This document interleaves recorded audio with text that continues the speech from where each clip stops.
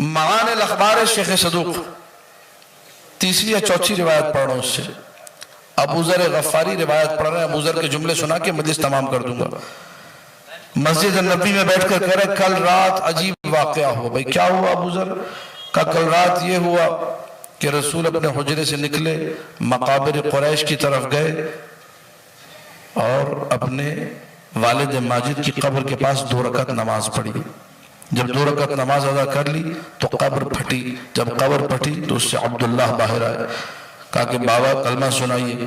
کہا اشہد ان لا الہ الا اللہ و اشہد ان ابنی محمد رسول اللہ. یہاں آ کے عبداللہ رک گئے.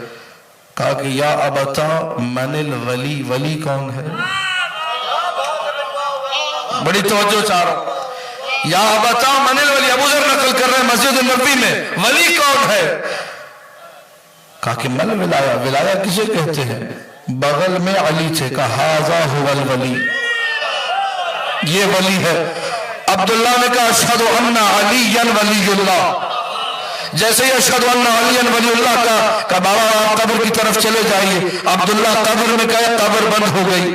فوراً روانہ ہوئے مقام ابوا کی طرف, آمنہ بنت وہب کی قبر کی طرف. وہاں بھی 2 رکعت نماز پڑھی, قبر کھلی. اشہد ان لا الہ الا اللہ, آمنہ کے جملے, سلام اللہ علیہا. اشہد ان ابنی محمد رسول اللہ.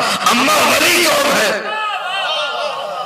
من ولایا, ولایا کسے کہتے ہیں؟ کہا ولی, یہ ولی ہے. ماں نے کہا اشہد ان علی ولی اللہ. مجھے جملہ کہنے دیجئے, یہ رسول کے ماں باپ تھے جنہیں قبروں سے نکلوا کے رسول نے علی ولی اللہ پڑھوا دیا.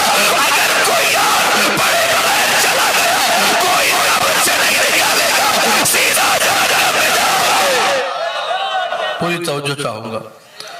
اللہ کے رسول نے اپنے ماں باپ کو قبر سے نکلوا کے بھی علی ولی اللہ پڑھوا کے بتایا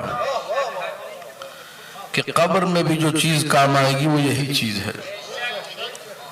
معصوم کا ارشاد بھی ہے, من قال لا الہ الا اللہ محمد رسول اللہ فلیقل علی امیر المؤمنین. جس نے لا الہ الا اللہ کہا, محمد رسول اللہ کہا, اسے علی امیر المؤمنین بھی کہنا چاہیے.